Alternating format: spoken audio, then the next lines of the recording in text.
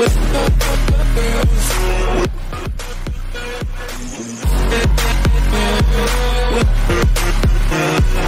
bonjour les clowns, c'est Jérémy, j'espère que vous allez bien. On se trouve aujourd'hui pour une nouvelle vidéo, une critique geek d'un film dont j'avais hésité à le faire.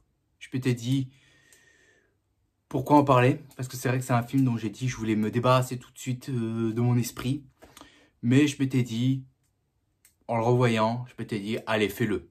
Fais-le quand même, il y aura sûrement des gens qui vont être du même avec toi en le revoyant. Si pas, tant pis, tu l'auras fait, c'est pour les vues, voilà. Donc dans cette critique geek, je m'attardais à une suite pas totalement intéressée par beaucoup de monde. Et c'est même une suite qui a déçu certaines personnes. Donc ici je parle bien de Joker Folie à 2. C'est sorti en 2024, c'est réalisé par Todd Phillips.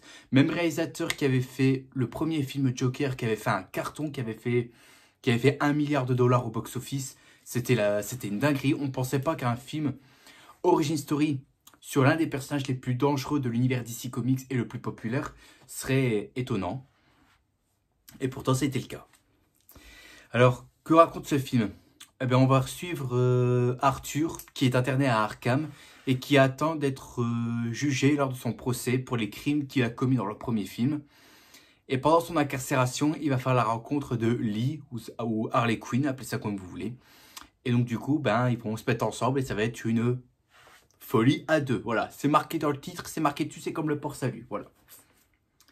Alors, relation avec ce film-là, je pense que vous en faites partie, vous savez ce qui s'est passé. C'est que j'avais vu les bandes annonces, les 2 bandes annonces. J'étais hypé. Avant, il y avait des vidéos où je disais des théories sur ce film-là. J'étais très content. Je me dis c'est intéressant malgré qu'une suite n'était pas spécialement nécessaire pour un film qui pourrait marcher mieux en one shot. Et puis, j'ai été voir le film. Et à sa sortie, j'avais été déçu. J'étais scandalisé de voir ce que j'avais vu au ciné. J'avais dit qu'au quoi il n'y avait rien qui allait dans ce putain de film. J'étais déçu. Mais après, j'ai laissé le film de côté. Et là, on va dire que mon avis a un petit peu évolué. Si vous avez vu mon classement des films de 2024, vous avez vu qu'au quoi il est en 12e position sur, je sais plus combien, mais c'est pas grave. Donc c'est qu'au quoi il a remonté un petit peu dans mon estime. Il a remonté un petit peu dans mon estime, mais ça ne veut pas dire qu'au quoi c'est un excellent film, à mon sens. Je dirais juste que c'est un film qui est sympa, mais sans plus. C'est clairement sympa sans plus. Et je vais tout détailler parce que j'ai beaucoup de choses à dire sur Joker Folie à 2. Donc on va y aller sans plus attendre. On va d'abord commencer par une bonne liste de points positifs.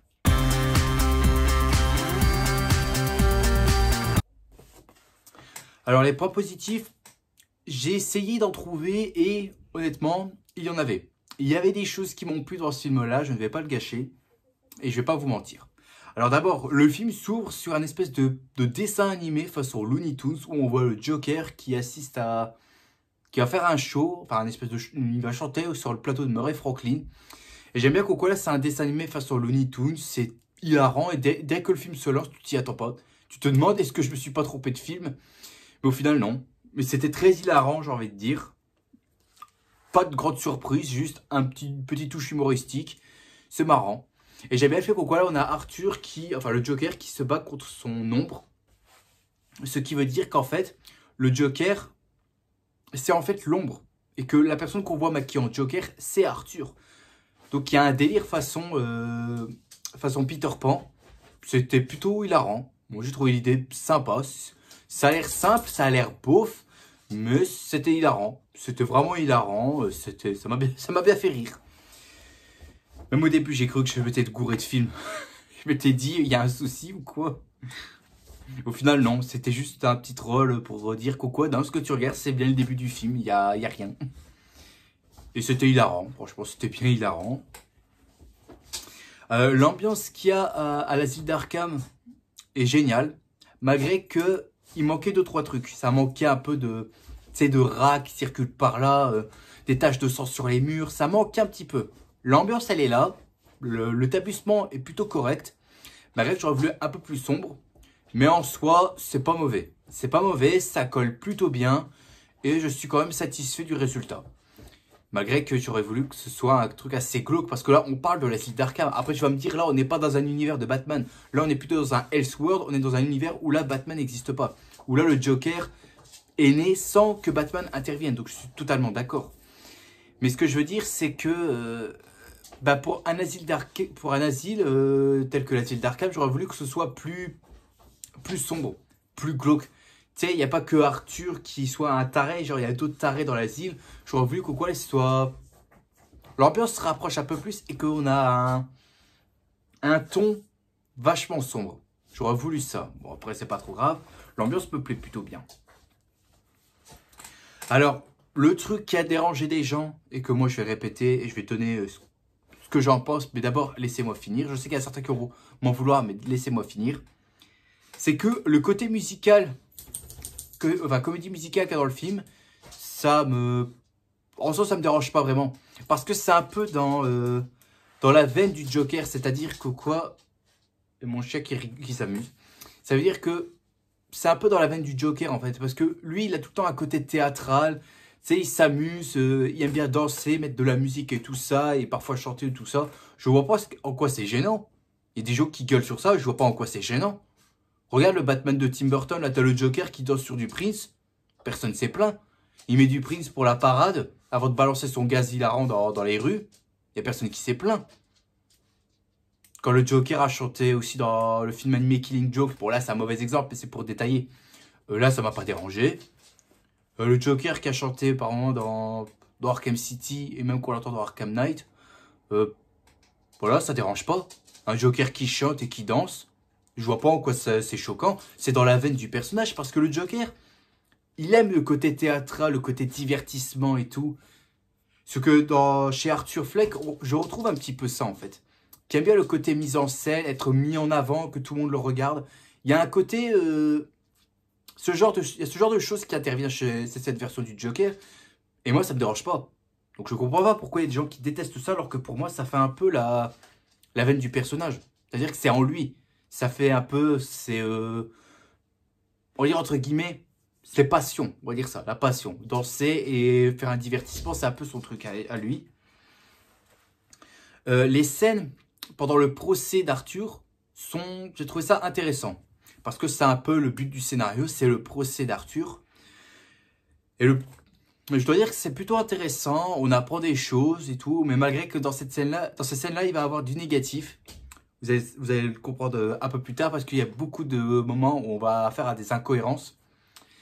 Mais là, ça m'a pas dérangé, les séquences de procès, ça m'a plu. Et d'ailleurs, je ne sais pas si c'est les références, mais rappelez-vous, après The Dark Knight, donc je parle de Christopher Nolan, après The Dark Knight, dans son troisième film, il avait pour but de nous présenter le procès du Joker de Heath Ledger, ainsi que la défiguration de Harvey Dent en double face.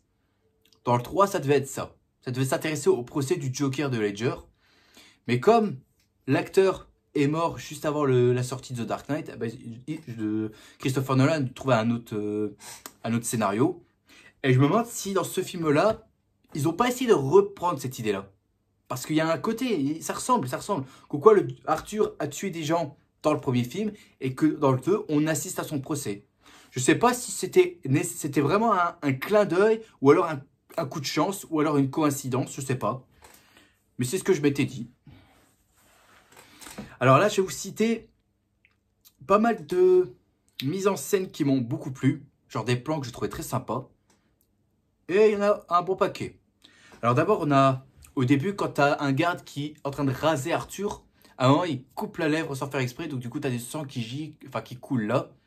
Et tu as un plan sur la tête d'Arthur de côté avec le sang qui coule là. Et ça représente comme si Arthur était ainsi. Tu sais, il ne sourit pas. Il y avait un air triste. Ça a l'air simple, ça a l'air débile. Mais pour moi, c'est bon. Parce que d'habitude, ça rappelle la fin du premier. Il a pris du sang pour faire un sourire. Et là, début du 2, une goutte de sang pour faire un non-smile. C'est sympa, je trouvais ça très intéressant. Les parapluies colorés qu'on a vus dans la bande-annonce, que j'avais trouvé ça super beau. Genre tout est sombre à côté et il n'y a que les parapluies qui donnent un peu de joie sur cette scène-là. C'est sympa, malgré que ça met un faux raccord. quand vous regardez cette scène-là, vous allez voir où sont les faux raccords. C'est sur les parapluies. Bon, ouais, j'ai trouvé ça plutôt beau. Les parapluies colorés avec la scène qui fait très sombre. J'ai trouvé ça génial. J'ai trouvé ça très très beau. Lors de l'entretien, quand Arthur discute avec une femme black, là, on voit à un moment, il a l'air tout triste, tout sombre et tout. Et lorsque la femme lui dit, et si je peux discuter... Non, c'est... Attends, il disait quoi est-ce que je peux parler à Joker s'il est d'accord? Et à ce moment-là, l'idée, c'est que tu as le soleil qui arrive et qui arrive derrière l'ombre d'Arthur. Et après, tu as un plan sur la caméra, Arthur est comme ça. Puis après, il regarde la caméra et un sourire qui apparaît. Pour dire qu'en fait, son côté Joker, là, a pris le dessus. C'est débile. Enfin, c'est comme ça que moi, je l'ai vu. C'est comme ça que moi, j'ai vu la scène. Et j'ai trouvé ça très intelligent. Ça veut clairement dire qu'en fait, le Joker, enfin, ce Joker-là, il a deux personnalités. Il y a un côté Arthur et un côté Joker. Donc, un peu à la manière d'un double face, quoi. On peut dire ça comme ça. Autre séquence qui m'a plu, et ça, c'était la première scène qui avait fait... comment dire, qui faisait un peu pub pour la bande-annonce, c'est quand tu as Arthur qui rigole sous la pluie. Cette scène-là, elle est magnifique. Elle est magnifique. La caméra s'approche de lui. Tu vois Joaquin Phoenix qui met toutes ses tripes pour rire. C'est génial. On voit que, je vais répéter, ça va être un problème positif aussi, quoi. Joaquin Phoenix s'est encore investi à fond dans son personnage. Ça veut dire qu'il le connaît. Il sait comment il doit être. Mais cette scène-là où Arthur rigole sous la pluie, c'est génial. C'est vraiment génial. Et on voit là, il va à fond. Il va à fond, c'est génial. C'est impressionnant même. Autre plan que j'ai trouvé ça super beau, c'est le baiser entre Joker et Harley, avec un projecteur derrière et des flammes derrière. À la fois avec un projecteur et des flammes. Ça, c'est magnifique. C'est super beau. Là, c'est typique du Scorsese quand tu vois ça. C'est typique du Scorsese. Ça ressemble un peu dans la mise en scène. Ça ressemble à lui. C'est génial. Je trouvais ça génial. T'as du côté de Harley où c'est un peu sombre avec une petite lumière. Et t'as le côté où Arthur, lui, c'est les flammes. Tu sais, c'est comme si ça représentait un petit peu ce que les deux ressentent quand ils voient l'un ou l'autre. Tu sais, t'as Harley qui a un peu un côté noir, mais qu'après la lumière arrive quand elle voit Arthur. Et Arthur, dès qu'il a vu Harley, eh ben, il est en feu, ça veut dire qu'il est en kiff. Je sais pas s'il y a que moi qui est, comment dire, qui s'est imaginé, qui a eu ce genre d'idée, qui a eu cette... je me perds. Cette signification sur cette scène, voilà, je vais y arriver, c'est la fatigue. Je sais pas s'il y a que moi qui ai eu ça. Moi, c'est ce que j'ai ressenti. Et ça, c'est magistral. Plusieurs plans sur la ville de Gotham, où on voit les gros bâtiments et tout ça, c'est génial. Mais le problème, c'est que je sais pas si c'est la même ville comme dans le premier film. Je sais pas si c'est la même ville, en fait. Mais en soi, les plans sur les gros bâtiments et les gros buildings de la ville, je trouvais ça magnifique, c'est super beau. Malgré que c'est en CGI, mais au moins c'est super beau à voir. On a Arthur, bien évidemment, avec le sourire rouge, c'est-à-dire que tu as Harley qui va le voir au parloir, elle fait un rouge à lèvres rouge sur la vitre. Et là, vu que c'est très bien calculé, le rouge est là. Et quand Arthur se met à sourire, son sourire entre dans le sourire rouge. Qu'on voit aussi dans le premier trailer. Et ça aussi, une bête d'idée de mise en scène. C'est super bien travaillé, c'est super bien recherché et c'est très bien trouvé. Donc je suis satisfait de ça. Et puis pour finir, en termes de mise en scène, il y a un balayage qui fait sur le tribunal en ruine après qu'il y a eu l'explosion. Juste avant qu'on se focalise sur Arthur, il y a la caméra qui balaye un petit peu la salle pour voir quoi c'est vraiment en ruine et on dirait qu'il y a des morts. Et je parie que c'est ça en fait, c'est qu'à mon avis, il y a des gens qui sont morts pendant l'explosion, que je vais en revenir après. Mais là, le truc la caméra balaye la salle de fond en comble, c'est super beau, j'aime beaucoup. Maintenant, je reviens sur les points nécessaires des points positifs. Bah, c'est déjà Arthur Fleck, donc Joaquin Phoenix, toujours magistral, franchement magistral. Malgré que c'est un film dont il n'avait pas spécialement envie de revenir. Mais je dois dire qu'il s'est plutôt bien débrouillé. Il reste phénoménal. Il est quand même à fond dans son personnage de Joker. Pour moi, Joaquin Phoenix, réussi. C'est une réussite assez pour moi. Il se débrouille bien. Et je pense que c'est un personnage qui va marquer sa vie d'acteur. Et c'est pour moi le cas. Il a déjà eu l'Oscar du meilleur acteur pour le premier film, donc il le mérite. C'est un personnage qui s'y connaît à fond. Voilà. Voilà. Je le défends encore, hein, ce Joker-là, je le défends encore. Mais puis voilà, c'est que mon avis. Hein. Certains ne sont pas d'accord, mais c'est que mon avis, comme je le répète. Alors, les scènes de chansons sont pour moi magnifiques. J'en ai relevé quelques-unes. Des plans qui m'ont, enfin des séquences qui m'ont plu. Alors, tu as une séquence où ils sont sur un toit avec Harley, ils sont en train de danser et tout. Tu sais, ça fait un peu La La Land. C'est super beau avec un panneau marqué Hôtel Arkham. Je trouve ça très beau. Même la musique derrière est géniale. D'où on reprend le thème classique du Joker de Phoenix. Tu sais, avec les violons mal branlés et tout ça. Enfin, mal branlés. Mal fonctionné et tout. Tu sais, ça peut grincer les dents ou quoi que ce soit. Mais j'ai trouvé ça super beau. C'est magnifique. C'est super beau. C'est très bien cadré. Les couleurs et tout, c'est beau. Ensuite, quand Arthur est à sa deuxième interview, mais pour la télé, à ce moment-là aussi, j'ai trouvé ça super beau. Et même, je le répète, Joaquin Phoenix, comment il chante super bien. Il chante très bien. Il chante bien. Après, c'est pas la première fois qu'il fait ça, parce que ce que j'ai cru comprendre, il a déjà chanté dans un film, je sais plus lequel, mais je trouve qu'il s'en sort bien. Il a un bon timbre de voix, il chante bien. Voilà, j'aime beaucoup. Et à ce moment-là, je sais pas pourquoi, mais j'avais eu des frissons quand il commençait à chanter. Et qu'après, ça a commencé à monter, à monter, à monter. Je trouve ça beau. Je trouve ça très, très beau. Mais la scène que je kiffe le plus en termes de chant, c'est dans le tribunal avec Harley. C'est-à-dire quand tu as Arthur qui, à un moment, ferme les yeux. Et là, il s'imagine que quoi, il est en Joker pendant son procès. Et qu'à un moment, il va prendre la chaise pour tabasser Harvey. Il va emmener Harley tout près de lui. Elle va lui donner un flingue. Elle va prendre le sang pour faire un sourire. Arthur continue de chanter et il tire random, enfin il tire sur les caméras pour effrayer la foule. Il prend un marteau pour tabasser le juge. Cette scène-là, j'adore. Et après, il prend une balle pour se suicider. Mais c'est génial. Cette scène-là, pour moi, elle résume ce que doit être le Joker et Harley dans les comics. Pour moi, cette scène-là résume l'entièreté et l'efficacité du Joker et Harley Quinn. C'est-à-dire que c'est deux tarés qui s'amusent. Ils sont dans leur délire à eux, ils sont fous. Et c'est réussi. C'est réussi. Harley, elle fait pas des caisses. Elle est juste sur la table en train de danser et tout ça. Et t'as Joker qui danse et tout. Hop, il fait un coup de pression au public. Bam, bam. C'est génial. Malgré que là, j'aurais préféré que par exemple, il tire random dans... Tu sais, les personnes qui assistent au procès. Genre, vous, par exemple, il se retourne et bam, bam, il tire des balles au hasard. Ça aurait été pas trop mal. Mais bon, la scène est plutôt cool. Moi, elle me plaît bien. Elle représente beaucoup le Joker et Harley Quinn. Donc, c'est génial. Je défends toujours cette scène. Et puis, une autre scène, c'est quand ils sont dans un cabaret. Un cabaret. T'as Harley qui est au piano, qui chante. Et t'as Arthur, qui est en Joker, qui est devant et qui fait une danse de claquettes. Efficace, efficace, ça fait Joker. Ça fait Joker. Le Joker aime bien danser sur de la musique et tout. Pourquoi vous vous plaignez? Moi, je trouve que ça passe. Ça passe très bien. Malgré que c'est pas le vrai Joker, je sais que vous allez me rebâcher ça plusieurs fois dans les commentaires, je le sais. Alors, la scène avec Gary quand il est pendant le procès, cette scène-là m'a bien fait rire.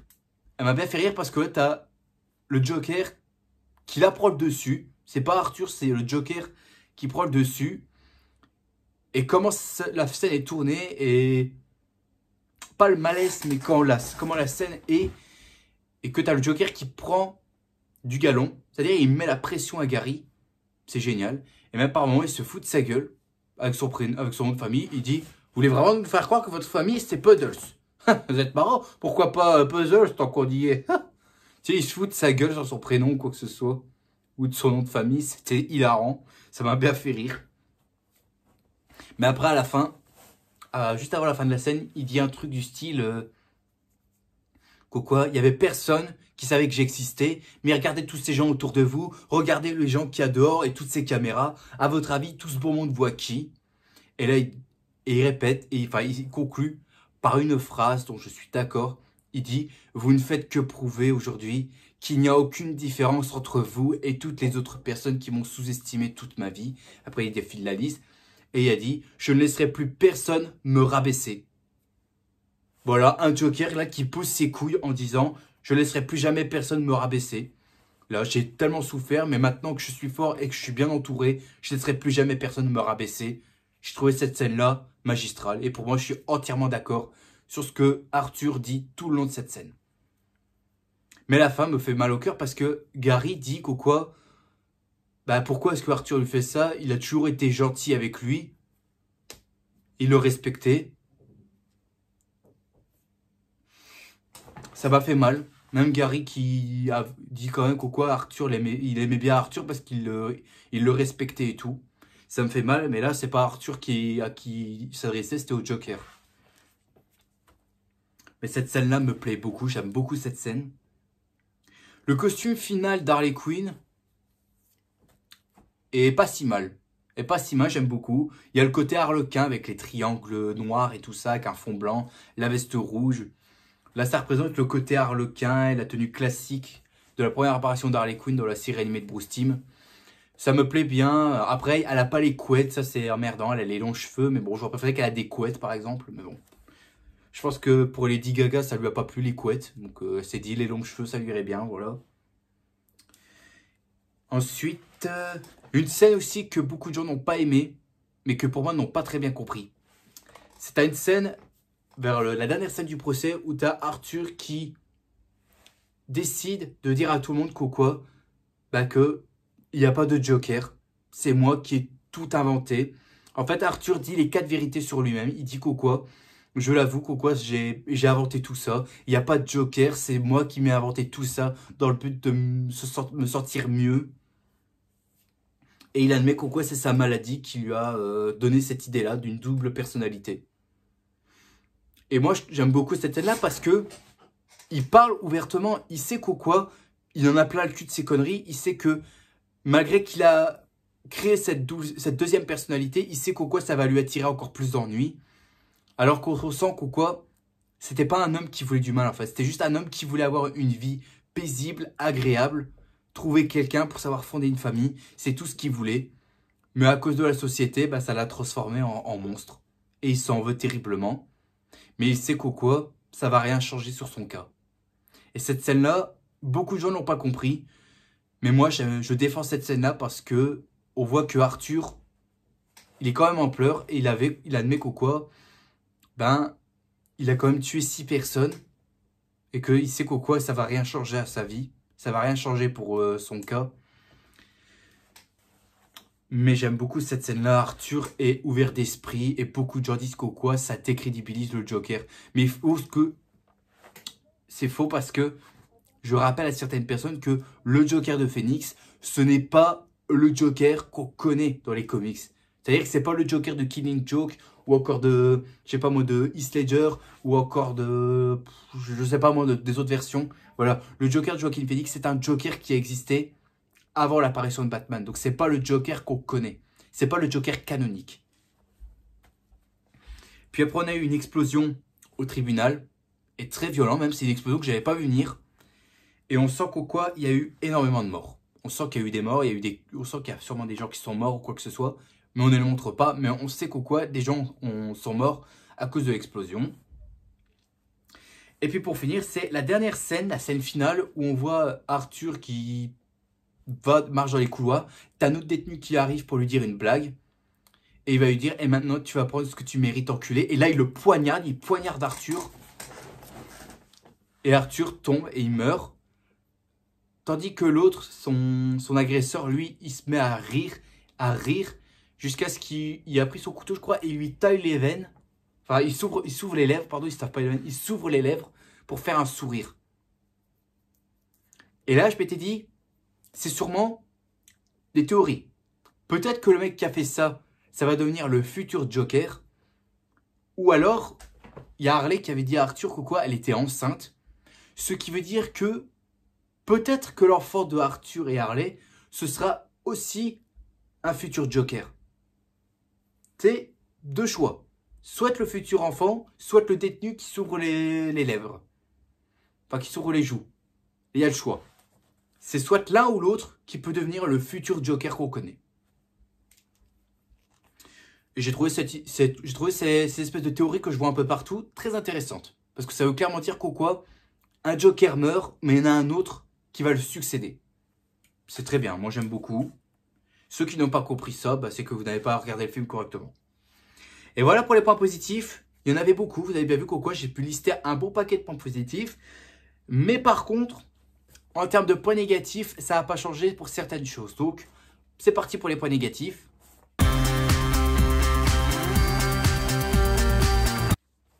Alors, en termes de points négatifs, déjà, pourquoi le projet? Pourquoi avoir fait une espèce de suite à un film qui, de base, pour moi, marchait mieux en one-shot?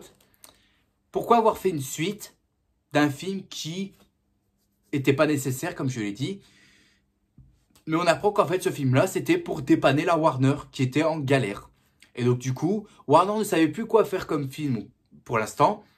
Et vu qu'ils ont vu que Joker, ça fait 1 milliard de dollars, ils ont rappelé Todd Phillips en disant « Hey, Todd Phillips, tu fais un Joker 2, hein. Comme ça va nous rapporter encore plus de pognon et les gens vont aimer. » Voilà, en fait, le projet existait uniquement pour remplir le portefeuille de la Warner Bros. C'est tout. C'est tout. C'est juste pour ça.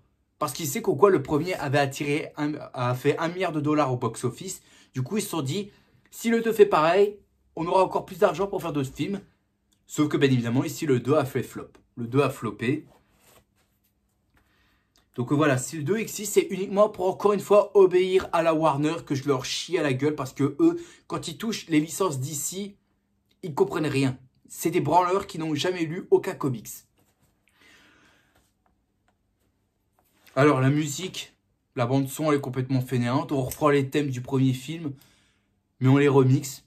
Voilà, il n'y a pas de développement, il n'y a rien. Il n'y a rien, je suis vraiment déçu. Il n'y a rien. T'as l'impression qu'en fait, la compositrice, elle s'est pas fait chier. Elle s'est dit, je vais reprendre mon travail du 1. Et c'est tout. C'est tout. Je ne vais pas faire de nouvelles compositions, quoi que ce soit. Non, non. Parce que le thème classique du Joker de Joaquin Phoenix, on l'entend, je crois, 4-5 fois dans le film. C'est énorme. C'est énorme, j'ai envie de dire. Et je reviens aussi sur les chansons. Elles sont bien, mais par moment, et ça je vais être clair et net, et certains vont être d'accord avec moi, c'est que par moment je trouve que les chansons servent de pansement pour les dialogues. C'est-à-dire que tu as des gens qui parlent, et dès qu'il y en a un qui va poser une question, et ben l'autre, il va commencer à chanter. Mais pourquoi? Pourquoi?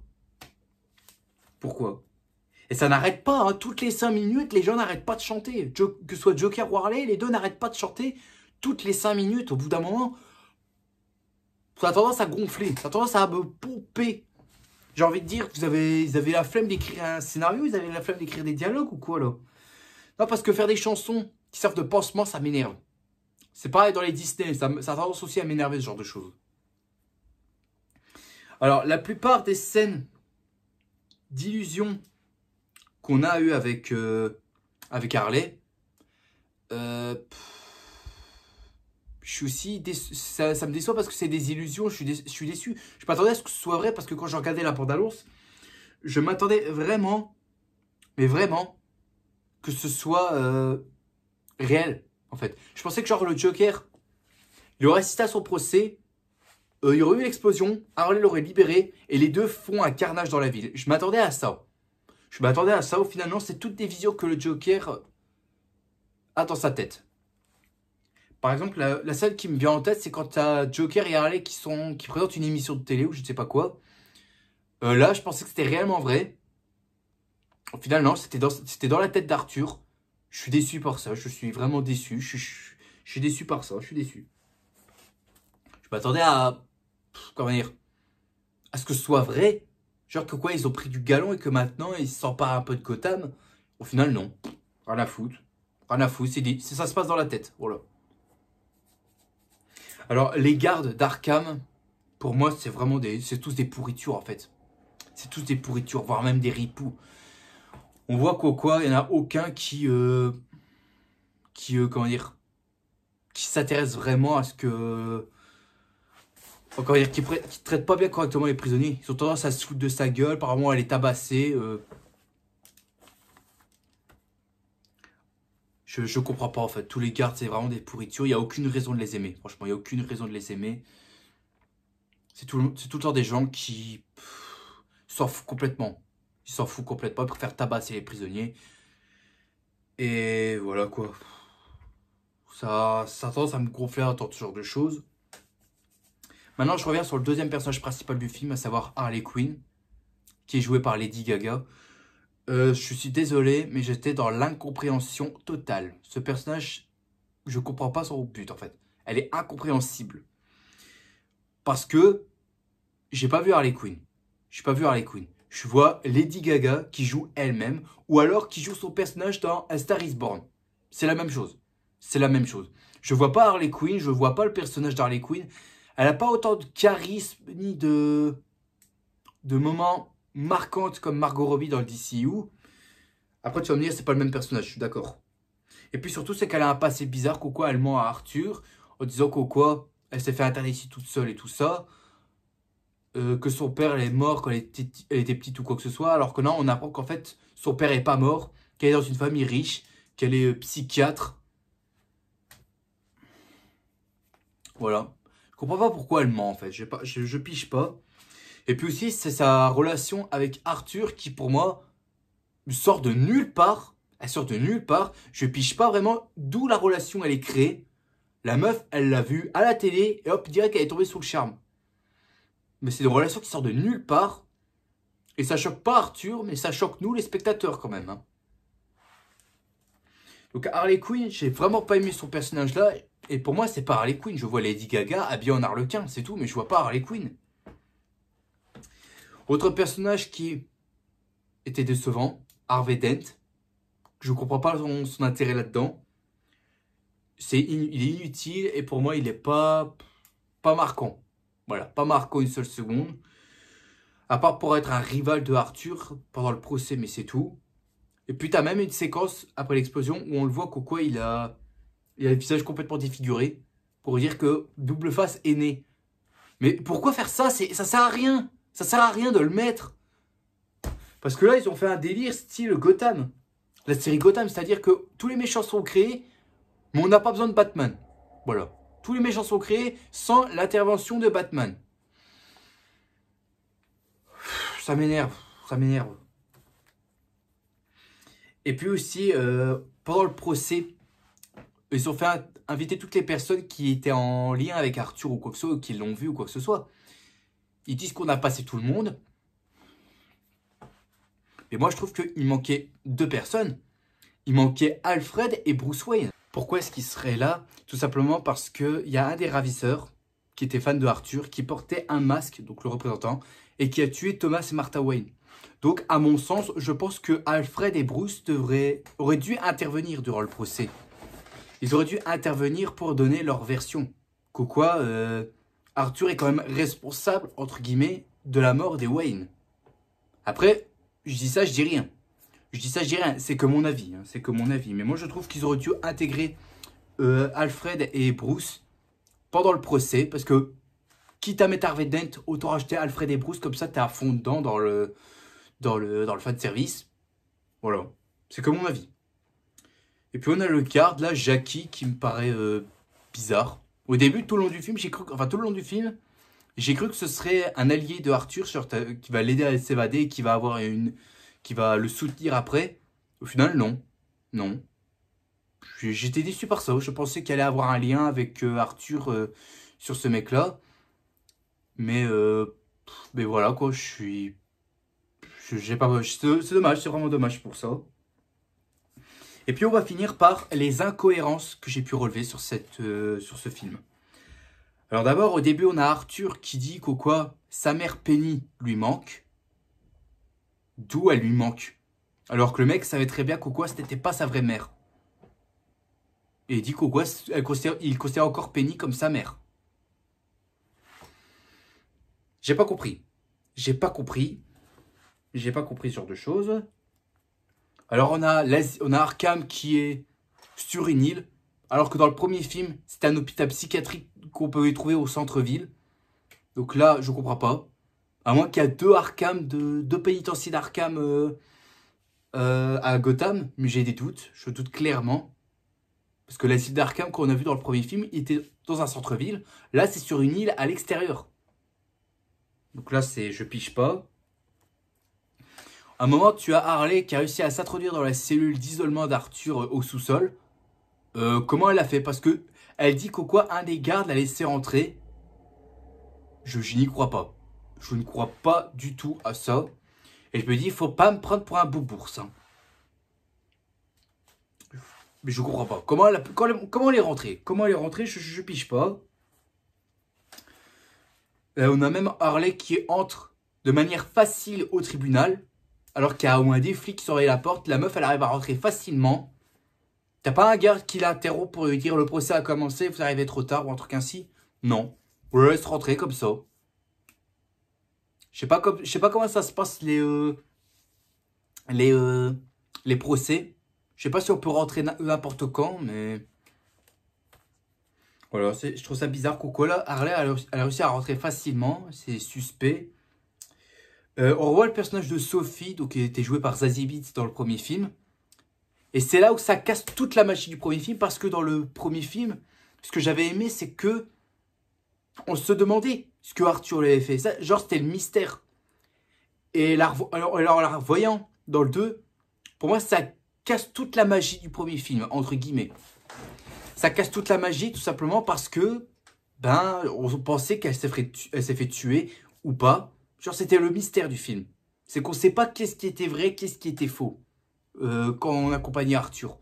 On ne savait pas est-ce qu'il a fait, c'était réellement vrai ou pas, on ne savait pas. Mais avec le 2, là, on a essayé de nous apporter des réponses. Mais avec Sophie, ça m'avait fait chier de la revoir. Parce que ça casse tout le rythme tout le rythme et le mystère du premier film. Donc ça me faisait chier. On apprend en fait que si Arthur a une vie de merde, c'est parce que sa mère Penny a été racontée à gauche et à droite elle lui a dit... Il faut s'imaginer il doit lui transmettre le bonheur et la joie dans ce monde. Tout ça pour que le mec soit pas déprimé à H24. Et tout le monde le prend pour un taré. Donc si Arthur a une vie de merde, c'est parce que sa mère a été raconter des conneries à droite et à gauche. Bravo, franchement génial, génial. Je déteste ce genre de choses. Même la première fois que j'avais vu, j'avais détesté cette explication à la con. Et puis en dernier, on a Arthur qui est ramené à Arkham. Et tu as les gardes qui le ramènent dans les touches ou je ne sais pas quoi. Et je ne sais pas ce qu'ils ont fait. Moi, je pense Arthur s'est fait violer par les gardes. Moi, j'avais compris ça. Après, je ne sais pas si c'est réellement vrai. Ou s'ils l'ont passé à tabac. Mais moi, je pense, à ma première version, c'est qu'ils l'ont violé. Voilà, je pense à ça. Bref, on va conclure ceci parce que j'ai trop blablaté.